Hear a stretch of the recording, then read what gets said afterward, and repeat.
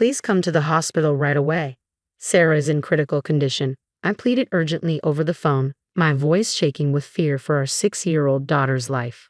But instead of rushing to our daughter's side, my husband's harsh words cut through the line like a knife.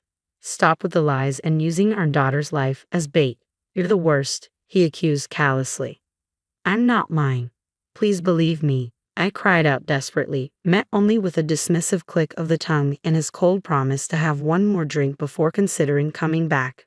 By the time I get there, Sarah will probably be fine. Stop bothering me, he spat before hanging up abruptly. I crumpled against the hospital corridor wall, my strength failing as I whispered, Sarah. My name is Holly, and I'm 31 years old. 6 years ago, I married John, who was 42 at the time, after meeting him at work where he was my boss. His competence, fairness, and charm won me over, and after confessing my feelings, we began dating. A year later, he proposed, and I remember tears of joy streaming down my face. Shortly after our wedding, I discovered I was pregnant. We're going to be amazing parents, I remember saying, filled with genuine happiness at the prospect of building a family with the man I admired. But after our daughter Sarah was born, everything changed. John grew distant and began belittling me, dismissing my needs and accusing me of exaggerating when I was unwell or needed help around the house. Nights were the hardest. When Sarah cried, his impatience showed as he'd snap, "She's annoying, put her to sleep quickly." Many times, tears replaced the joy I had imagined for our family life. You're a stay-at-home mom, and you can't even manage the kids while doing your chores. Damn, I picked the wrong one. John's words cut through me sharply. Why would you say that? We're a couple. We're in this together, I protested. I'm out working hard all day. Don't burden me with housework. And your constant complaints about being sick or not getting enough sleep because of the kids. I don't buy it, he retorted coldly. I'm not lying about any of this. Besides, Sarah is our daughter. You need to be involved in raising her too, I pleaded, hoping to reach him. If you need help that badly, hire a housekeeper. That's if you can afford it, of course, he dismissed callously. His accusations stung, but what hurt more was his indifference towards our daughter. The thought of divorce crossed my mind, but as a stay-at-home mom, leaving with Sarah felt daunting. Still, I resolved to be the parent Sarah deserved, one who would protect her no matter what. If something ever happened, it seemed Sarah vaguely understood that her father, John, and I weren't getting along well. Despite this, she grew into a kind child, often gently stroking my head and saying, "Thanks for everything, Mom." Each time, I would lovingly hug Sarah and respond, "Mommy loves you so much, Sarah." But then, suddenly, something precious to me was taken away. It happened on Sarah's 6th birthday. The three of us had planned to celebrate together. I had been busy with preparations all morning and was nearly finished by 3 p.m. Just as I was about to leave to buy her birthday cake, I received a call from John. I got roped into a night out with my colleagues. "I'll be home," John's voice came through the phone. "Wait, today is Sarah's birthday. You promised you would be home," I pleaded. "Can't be helped. I was invited out. I'm quite popular, you know," John replied with a smug laugh. "Popular, my foot. They probably just want you to pick up the tab," I retorted, frustration creeping into my voice. I've told him countless times to stop footing the bill for his colleagues' nights out, but John never listens. He just says, "Who else is going to pay? I'm the boss." "Can't you please come home for Sarah? She's been looking forward to celebrating her birthday with you," I begged. "Stop nagging. I'll get her a present. That should be enough," John dismissed. "Fine, whatever," I snapped, cutting the call abruptly with a loud slam of the receiver. Relief washed over me momentarily. I shouldn't let this get to me. Today is all about Sarah. I have to keep smiling, I thought to myself as I walked into the local bakery and picked out a strawberry cake, Sarah's favorite. With the cake in hand, all that was left was to wait for Sarah to return home. But as the evening wore on and the sun started to set, Sarah still hadn't come home. I tried to reassure myself, maybe she had lost track of time while playing with her friends. Just as I began to consider searching the neighborhood or calling the police, the phone rang. It was the police on the line. "Holly, there's been a traffic accident." "What about Sarah? Is Sarah okay?" "They've taken her to the hospital, but she's still unconscious. We're sorry for the delay in contacting you. It took some time to confirm her identity. I have to go to the hospital right away," the police officer informed me urgently. I regretted not leaving Sarah a note with my contact information, but dwelling on it wouldn't help now. Rushing to the hospital, my face drained of color, I silently prayed, "Please, God, let her be okay." At the hospital, a nurse broke the news to me. Sarah was in critical condition. The strength drained from my body, and I collapsed to the floor. Just this morning, she had been fine, going to school like any other day. This wasn't supposed to happen. I struggled to convince myself it was all a terrible dream. But the steady beeping of the machines monitoring my daughter's unconscious form brought me back to harsh reality. "I need to call John," I muttered, stepping out of the room to dial my husband's number. "What? It's you again? Don't bother me while I'm out drinking." John's voice slurred through the phone. "Sarah got in an accident and she's at the hospital. It could be serious. Get here now." John scoffed, dismissing it. "Yeah, right. Another one of your stories. You're just upset because I missed her birthday. Stop making things up." "I'm not lying. Please come to the hospital now. Sarah's in critical condition," I pleaded desperately. "Stop holding a grudge against me. You're being ridiculous," John retorted callously. "Please, just come. Sarah might not make it," I cried, tears streaming down my face. I found myself bleeding through the tears, overwhelmed not just by sadness but by the disbelief that my husband could accuse me of lying and show no concern for our daughter in such a dire moment. Fine, I understand.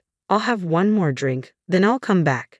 By then, Sarah will have miraculously woken up and be peacefully asleep in bed. I'm tired of your lies. Don't call me again.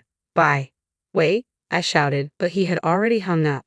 In the hospital room, I sat, tears streaming down my face as I waited for Sarah to wake up. But she never did. Her birthday became the day she left us forever. "Why? Please open your eyes," I pleaded, my voice trembling with grief. No matter how much I called out to her, no matter how many times I touched Sarah's lifeless body, she never responded with a smile. Sarah was such a good girl. She was shy, but always caring and thoughtful towards others. A true angel. Why did she have to lose her life, Sarah? I collapsed in tears in the hospital room, oblivious to the people around me. In the end, my husband never showed up at the hospital that day. On the day of the funeral, the sky hung heavy with clouds, as if it too mourned. John's colleagues and bosses attended the service, faces familiar from earlier encounters, but this was not how I had imagined meeting them again. Throughout the day, my friends took turns consoling John and me, though approaching me was difficult in my weakened state. Each time someone spoke to John, he put on a dramatic show of tears, lamenting, "I can't believe Sarah's gone," and then shifting blame with, "If my wife had called me sooner that day, maybe I could have seen her while she was still alive. You're the one who accused me of lying and didn't bring me home. You're not even crying for real," I observed quietly, numb to any anger toward him. All I wanted was to bid Sarah a peaceful farewell with all my heart. As the funeral approached its conclusion, John leaned in and whispered to me, "All right, now it's time for us to get divorced. You'll finally be free." Taken aback by his sudden statement, I glared at him, biting my lip, but he quickly excused himself to smoke outside. Amidst the whirlpool of emotions as I continued to express gratitude to the attendees, a woman approached me. "Holly, my deepest condolences. I never imagined something like this would happen," said Kay, a colleague of John's and my closest friend from my office days. She came close and gently rubbed my shoulder. In that moment, I felt a slight sense of solace in my heart. 3 days after the funeral, I received a call from Kay. A few days later, we met at a cafe near my home. She was very concerned about me, asking if I was eating properly and sleeping enough. Her caring gesture meant the world to me. To be honest, I hate being the bearer of bad news, but on the day Holly had that accident, I was with John and some colleagues, and I saw when Sean picked up your call. "Is that so?" I replied, urging him to continue. "You should have pushed him harder to go to the hospital. I blame myself for not being more insistent." "You don't need to apologize, Kay. I know you encouraged him to go, and that means a lot." "Okay, I'm sorry." And I was hesitant to bring this up, but Kay also mentioned John's recent behavior. She suspects he might be having an affair with a young colleague named Lee at work. After everyone left that night, it seems he was alone with Lee. I hate to say it, but there have been rumors at the office about John and Lee. People think they might be having an affair. I see. The realization that I was the only one unaware of this, manipulated by John, filled me with anger. "Okay, there's something I want to ask you." "Yeah. You want to gather evidence of John's infidelity, right? I'll help." Okay, my longtime friend from my office days already knew what I needed. With case support, I resolved to gather evidence of my husband's affair at work. A week later, Kate provided more details about John's affair. She revealed that John and his mistress openly flirted at work, often leaving together after hours and disappearing into a hotel district. Kate had followed them, capturing photos and videos of their encounters. Thank you for all of this, Kate, I said, struggling to hold back tears as I forced a smile at her words of concern. Holly, are you okay? If there's anything else I can do to help, just let me know. That night, I confronted my husband with signed divorce papers. Let's get a divorce, please, I told him firmly. Lucky me, I wanted to break up with you too, he replied callously. So, I'm asking for $30,000 in compensation from both of you. What? That's too much just for a divorce, he protested. You're all about money, John retorted defensively. I also know about your affair and I have solid proof. I showed him the photos and videos of him with Lee that Kay had captured. There was a brief moment of shock on his face before he regained his composure and glared at me.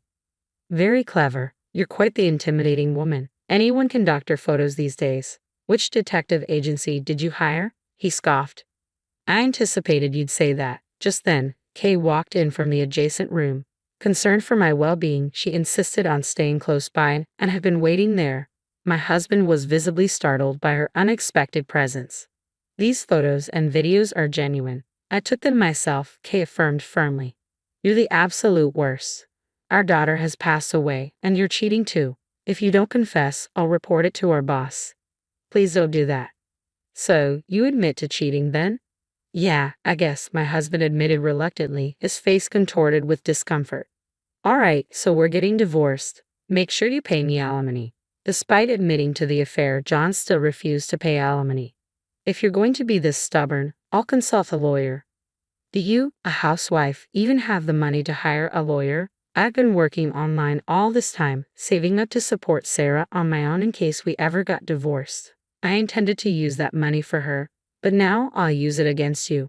Until now, John had looked down on me. Even when I confronted him with proof of his affair, he appeared unfazed. But suddenly, panic crept into his expression.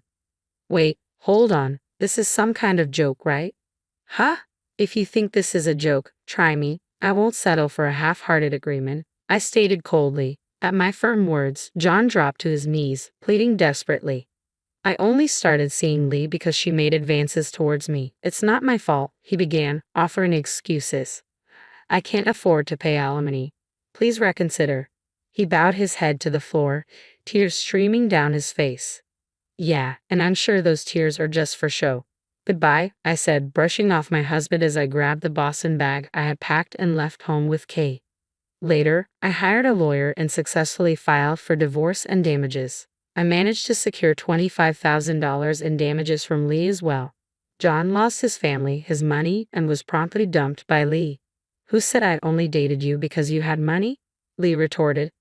I never expected things to end up like this, John lamented. And when our affair at the office was exposed, we were called in by the CEO, and as Kay told me, transferred to different rural areas. Following my divorce, I moved back to my parents' house and continued working from home. Sarah was laid to rest in our family cemetery back home. While I still mourned deeply, I resolved to live out my remaining years quietly and peacefully.